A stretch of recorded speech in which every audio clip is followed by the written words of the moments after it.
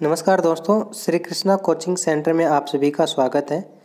दोस्तों, हमारी साइकोलॉजी की सीरीज़ चल रही थी और इसी सीरीज़ में हमने 9 क्लासें कंप्लीट कर ली थी। ये इसी सीरीज़ की 10वीं क्लास है। दोस्तों, अगर आप इन नोट्स को प्राप्त करना चाहते हैं तो हमारे टेलीग्राम ग्रुप को ज्वाइन कर लीजिए, जिसका लिंक डिस्क्रिप्शन में दिया हुआ है। तो चलिए इस क्लास को अपन स्टार्ट करते हैं। आज की क्लास में हम पढ़ेंगे किशोरावस्था।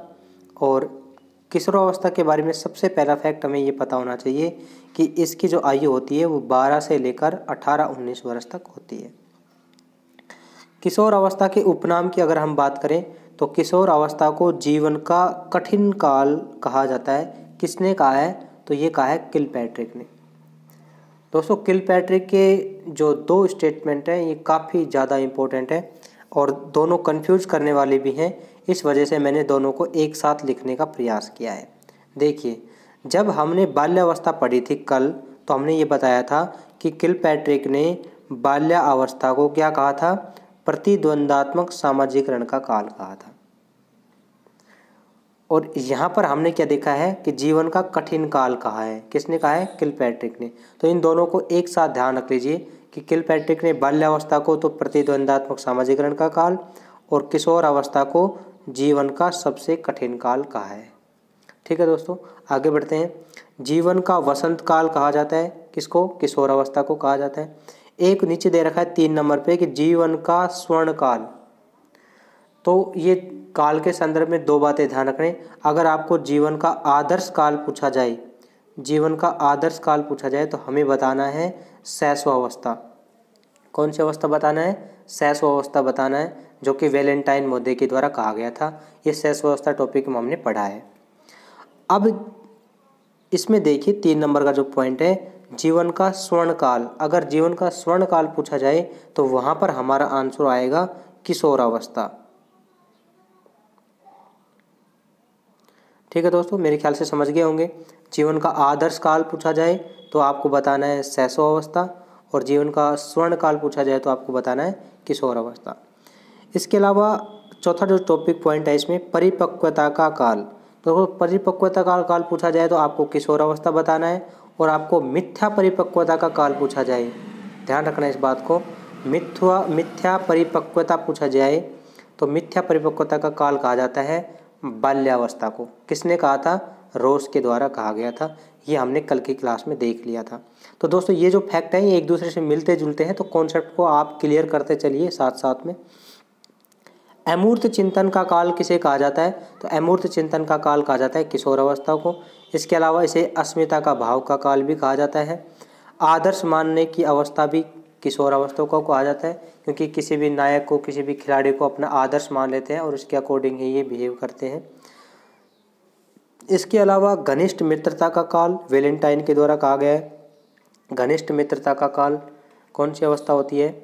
ये अवस्था होती है किशोरावस्था। इसके अलावा सेवा का काल किशोरावस्था, टीन एज किशोरावस्था होती है। ठीक है दोस्तों, तो आपको ये बातें, उपनाम जो हैं ध्यान रखने चाहिए। जीवन का कठिन काल, जीवन का वसंत काल, स्वर्ण काल, परिपक्वता का काल, अमूर्त चिंतन का काल, इसके अलावा अस्मिता भाव का काल, आदर्श मानने की अवस्था, घनिष्ठ मित्रता काल, सेवा काल और टीन एज।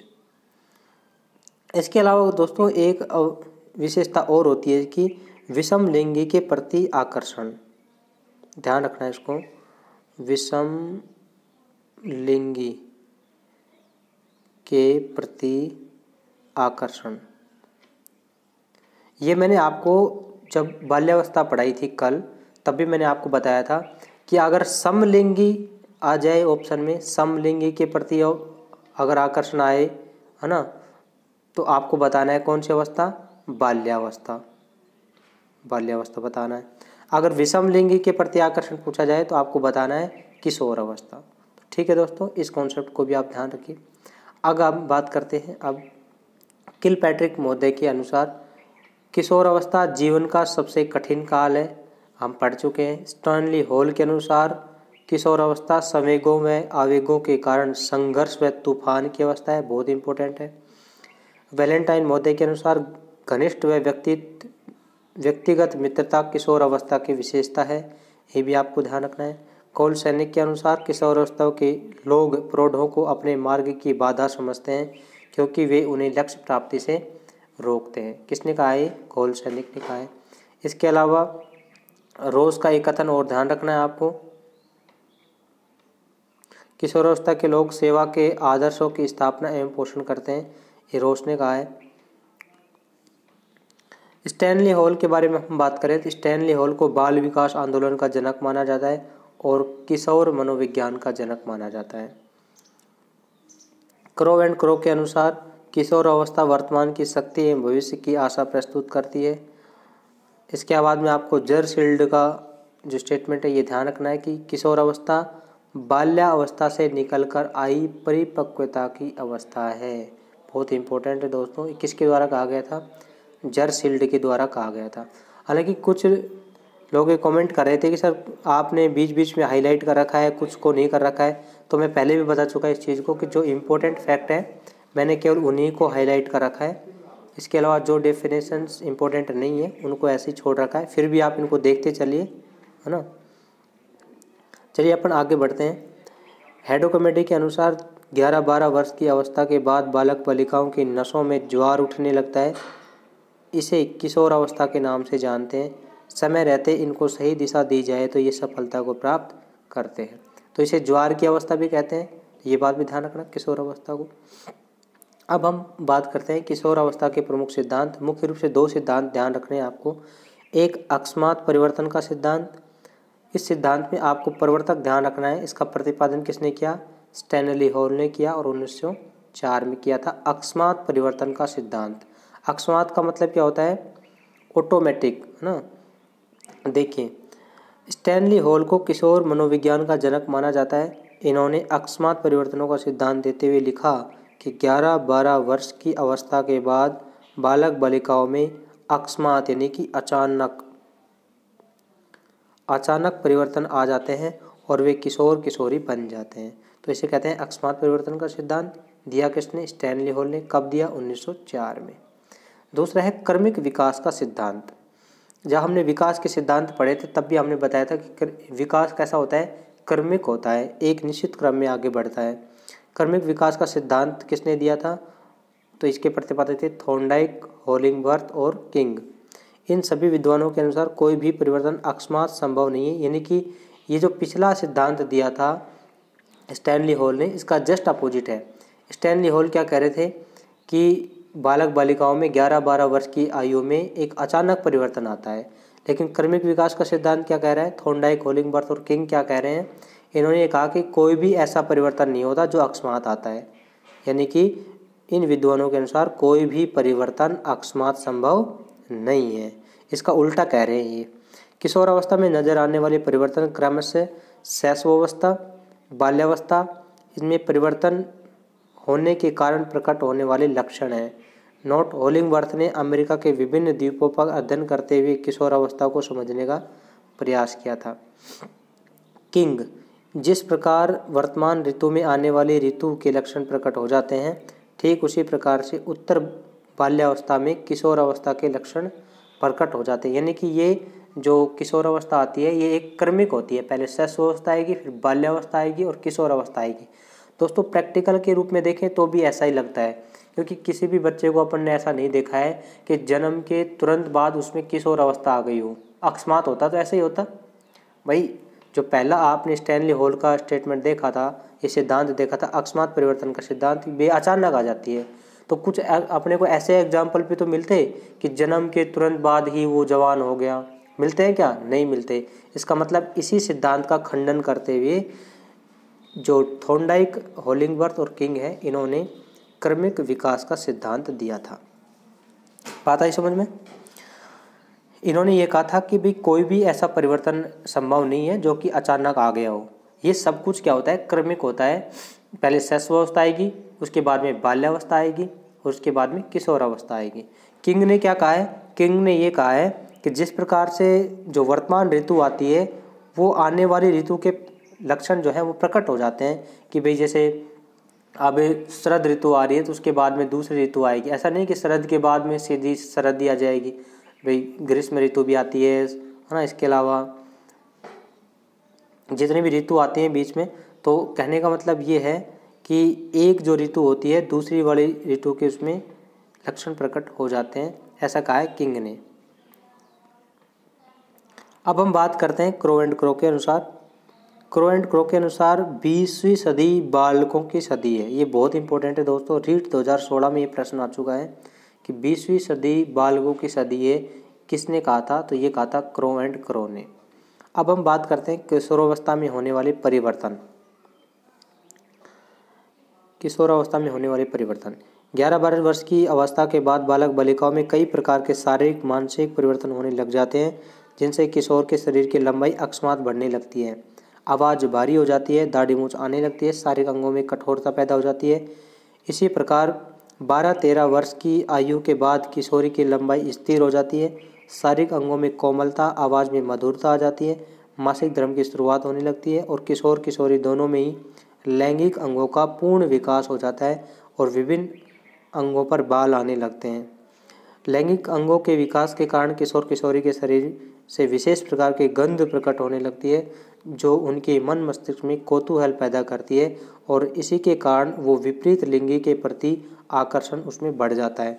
और ऐसी कौतूहल की स्थिति में माता किशोरी के साथ में सहेली जैसा बर्ताव करने लगती है और पिता किशोर को अपने साथ कार्यों में लगाने लगता है। दोस्तों एक बात ध्यान रखना है कि इसमें विपरीत लिंगी के प्रति जो आकर्षण की भावना है वो पाई जाती है। हालांकि और भी विशेषताएं बहुत सारी हैं जो हम किशोरावस्था की अभी देखने वाले हैं थोड़ी देर में, तो ये आपको ध्यान रखना है, ठीक। क्योंकि इनकी हम पहले चर्चा कर लिए थे, इसलिए इम्पोर्टेंट नहीं है, इसलिए मैंने इसको विदाउट मार्क के छोड़ रखा है। आगे बढ़ते हैं अपन। उपरोक्त परिवर्तनों से किशोरावस्था के लोगों में निम्न प्रकार की विशेषताएं प्रकट होने लगती हैं। तो ये विशेषताएं आपको एज इट इज़ याद होनी चाहिए। मैं इनको एक बार से रिपीट कर देता हूँ। पहली है आत्मसम्मान की भावना, दूसरी है आत्म सुरक्षा की भावना, आर्थिक सुरक्षा की भावना, परिपक्वता यानी कि मैच्योरिटी, सहयोग की भावना, वीर पूजा, विषम लिंगी की ओर आकर्षण, दिखावटीपन, सेवा का भाव, स्वतंत्रता का भाव, नैतिकता, पूर्ण सामाजिकता, बिछुड़ने का भय, अस्मिता का भाव, संवेगों में स्थिरता, विद्रोही भाव और पूर्ण बौद्धिक विकास। दोस्तों आपसे पूछा जा सकता है कि निम्न में से किशोरावस्था की विशेषता नहीं है, और आपको 3 ऑप्शन यहाँ से दे देगा और एक ऑप्शन कोई भी इसमें डाल देगा बाल्यावस्था या शैशवावस्था की विशेषताओं में से। तो आपको ये ध्यान रखना है कि ये सभी जो विशेषताएं हैं ये किसकी विशेषताएं हैं? किशोरावस्था की विशेषताएं हैं। चलिए अपन एक एक को लेते हैं और पढ़ना स्टार्ट करते हैं। सबसे पहले हम पढ़ेंगे आत्मसम्मान की भावना।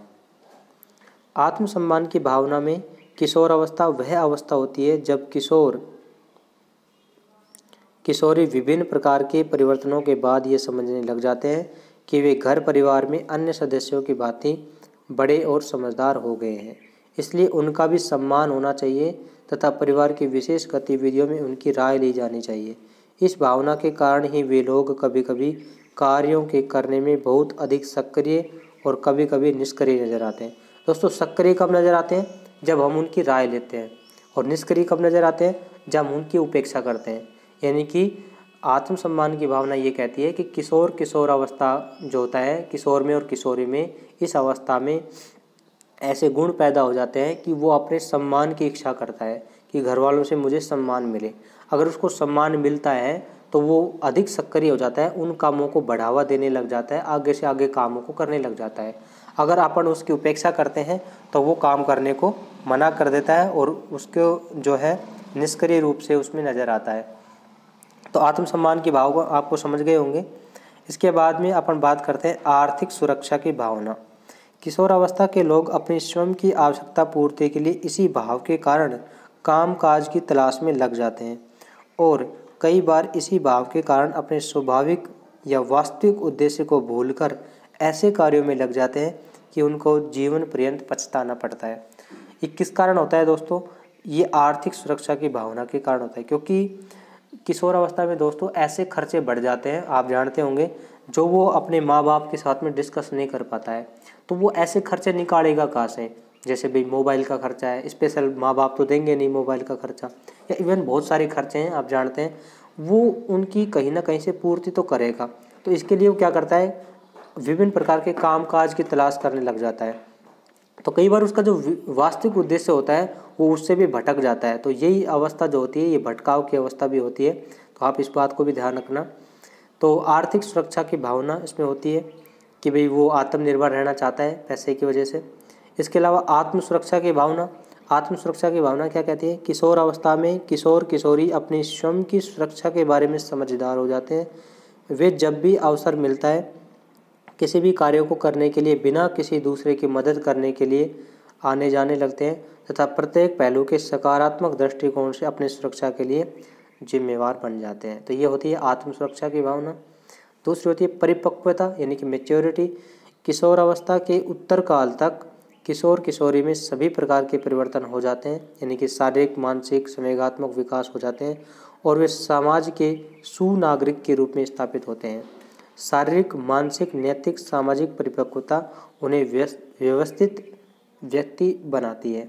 तो दोस्तों आपको ये ध्यान रखनी है कि किशोर अवस्था के उत्तर काल तक उसमें संपूर्ण शारीरिक विकास, मानसिक नैतिक सामाजिक और विभिन्न प्रकार के जो विकास है वो परिपूर्ण अवस्था तक पहुंच जाते हैं। इसके बाद में दिखावटीपन। किशोर अवस्था आते आते किशोर किशोरियों में ऐसा भाव पैदा हो जाता है कि वे विशेष चमकीले रंगों के वस्त्र पहनना और विभिन्न प्रकार के सुंदर दिखने के विभिन्न उपाय करते रहते हैं।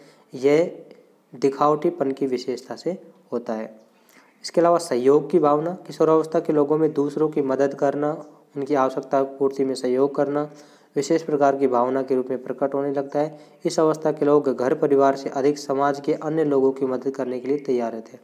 दोस्तों सहयोग की भावना को तो आपने अच्छे से देखा होगा कि जब भी अपने परिवार में कोई भी किशोर या किशोरी होती है तो आप देखते हैं कि जो लड़का होता है वो दूसरों के काम, अगर दूसरा कोई भी काम कह देता है तो उसको तुरंत करने के लिए चला जाता है, लेकिन अपन घर के काम कहते हैं ना तो कोई ना कोई वो बहाना ढूंढता है ना। तो ये सहयोग की भावना होती है, यानी कि खुद के जो काम होते हैं उनको कम महत्व देता है और दूसरे लोगों को जो काम होते हैं उनकी मदद करने के लिए उनको अधिक इम्पोर्टेंट समझता है। इसके अलावा सेवा की भावना। किशोर अवस्था में लोगों में बड़ों का कहना मानना, सामाजिक कार्यक्रमों में मदद करना, इनके सेवा की भावना को प्रकट करने वाला व्यवहार है। इसके अलावा सबसे जो इम्पोर्टेंट है इसमें वो है वीर पूजा, आदर्श मानने का भाव। किशोर अवस्था के लोग इस आयु में आते आते किसी न किसी को अपना आदर्श मानना शुरू कर देते हैं और उसी आदर्श के अनुसार अपने बातचीत करने का तरीका, चाल ढाल, पहनावा आदि अपने आदर्श के अनुसार बना लेते हैं तथा अपने आदर्श को भगवान की तरह मानने लगते हैं। इसलिए इसे वीर पूजा नाम दिया गया है। दोस्तों आदर्श मानने का भाव ये होता है कि जैसे किसी भी एक्टर को आदर्श मानेंगे तो जो वो एक्टर जितनी भी एक्टिविटी करेगा उसको फॉलो करेगा। किसी भी खिलाड़ी को अगर वो आदर्श मानने लग जाता है तो एक तरीके से देवता ही मान लेता है, जो भी उसकी एक्टिविटी होती है सब उनको फॉलो करने लग जाता है। अगर इसमें स्टूडेंट किसी टीचर को फॉलो करता है तो आपने देखा होगा कि टीचर की जितनी भी एक्टिविटी है उनको गौर से देखता है और उनको रिपीट करने का प्रयास करता है। तो वीर पूजा का गुण होता है किशोरावस्था में, आप इस बात को भी ध्यान रखेंगे। स्वतंत्रता का भाव। किशोरावस्था के लोगों में इस तरह के भाव पैदा हो जाते हैं कि वे लोग बिना किसी के दबाव में स्वतंत्र रहना पसंद करते हैं और कई बार ऐसे अवसर ढूंढते हैं उन्हें स्वतंत्र रहने का अवसर मिले। नैतिकता का भाव। किशोर अवस्था नैतिक आचरणों का महत्वपूर्ण समय है। इस दौर में वे लोग सत्य बोलना तथा अन्य सभी प्रकार के सकारात्मक नैतिक आचरण प्रकट करने लग जाते हैं। नैतिक आचरण का भाव समझ गए। बिछुड़ने का भाव। किशोरावस्था घनिष्ठ एवं व्यक्तिगत होने से इन लोगों को समय के साथ होने वाले परिवर्तनों के कारण एक दूसरे से दूर रहने का भय रहता है, यानी कि बिछुड़ने का भय रहता है। पूर्ण सामाजिकता। किशोरावस्था पूर्ण सामाजिकता के भावों को प्रकट करती है तथा ये लोग सभी सामाजिक गतिविधियों में सकारात्मक रूप से अपने व्यवहार को प्रकट करते हैं। ये हम पहले बात कर चुके थे। विषम लिंगी की ओर आकर्षण बहुत इंपॉर्टेंट है। किशोर अवस्था में एक विशेष प्रकार की गंध पैदा हो जाती है जिसके कारण किशोर किशोरी विपरीत लिंगी की ओर आकर्षित होते हैं। एक होता है विरोधी भाव। किशोर अवस्था में अन्य प्रकार की परिपक्वता आ जाती है, लेकिन अनुभवों का अभाव होने से ये लोग कई बार परिवार व समाज की व्यवस्थाओं के विरोधी बन जाते हैं और किसी का भी विरोध करना इनके लिए बहुत आसान होता है।